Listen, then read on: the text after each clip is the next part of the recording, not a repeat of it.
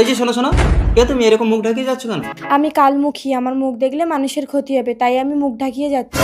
ওসব ফালতু কথা রাখো, মুখটা দেখাও দেখি। না না, তোমারও কিন্তু অমঙ্গল হবে। আচ্ছা হোক আমার অমঙ্গল, মুখটা দেখাও। দেখবে, এই দেখো। সরো। সরি দেখো, সরি, আমি বুঝতে পারি না, নতুন শিখছি তো। ঠিক আছে ভাই। এই তুমি মুখ দেখাও, মুখ দেখাও। আমি তো বলেছি। সত্যি তুমি কালমুখী, তোমার মুখ দেখলেই অমঙ্গল, তুমি কাউকে মুখ দেখাবে না। আচ্ছা ভাই, মুখ ঢাকিয়ে কোথায় যাচ্ছ? আমি কালমুখী বলে কেউ আমাকে বিয়ে করতে চাইছে না, তাই আমার মা আমাকে ঘর থেকে বের করে দিয়েছে। তাই? ওই একজন আসছে দেখতে পাচ্ছ? ও আমার জমজ ভাই, আমার নাম জম, ওর নাম জমাট। ওকে নাকি সব কিছুর ভাগ দিতে হবে, ওর জন্য আমি বিয়েটাও করতে পারছি না। তুমি যদি তোমার মুখ দেখি ওর ক্ষতি করতে পারো, তাহলে আমি তোমাকে বিয়ে করবো। ঠিক আছে। এসে গেছি, এসে গেছি, যাও যাও। জমাট আমাকে পছন্দ। আপনার আঙ্গুলটা কি সত্যি পচে যাবে আমার এই পবিত্র কোরআনকে? একটা লাইক, একটা কমেন্ট আর একটা শেয়ার করলে কমেন্টে বলেন আমি ব্যাগ দিয়ে আসবো। তোমার দেখো, জমের পছন্দ মানে জমাটেরও পছন্দ, ওই একটাতেই জমজমাট। এবার আমাকে বিয়ে করো। ওই কিছুই তো হলো না ওর। হলো না, ওর যা হয়েছে ও পরে বুঝতে পারবে। ওসব বাজে কথা রাখো, আমি তোমাকে বিয়ে করতে পারবো না, যাও। মিথ্যেবাদী নাকি আমাকে বিয়ে করবে? চোখে কিছু দেখতে পাচ্ছি না কেন? এ কি, মেয়েটাকে দেখার পর চোখ ঝাপসা হতে হতে চোখে আর কিছু দেখতে পাচ্ছি না কেন? জম। মেয়েটার মুখ দেখে জমার তো সত্যি সত্যি অন্ধ হয়ে গেছে।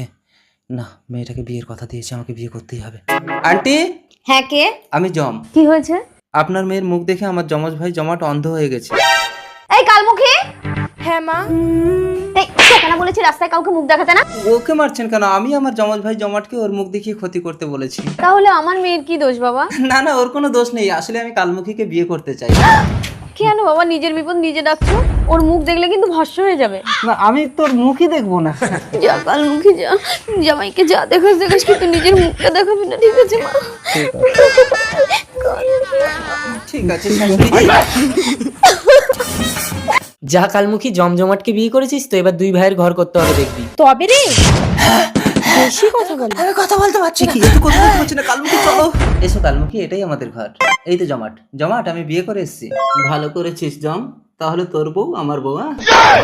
না না, তুই সবকিছু নিয়ে নে, তবু আমি বউর ভাগ দেবো না। কেন দিবি না? বাবা মরার সময় বলে গেছে এ বাড়ির সবকিছু আমরা দুজন সমান সমান নেই। তুমি ওই খানাকে ধরা দেবে না। ঠিক আছে। চলো কালমুখী, ওই অন্ধ জমাট তোমাকে কিন্তু হাতের হাতের খুঁজবে, তুমি ধরা দেবে না। আমি বাজার থেকে আসি। হ্যাঁ আচ্ছা ঠিক আছে। আমি বাজারে যাচ্ছি।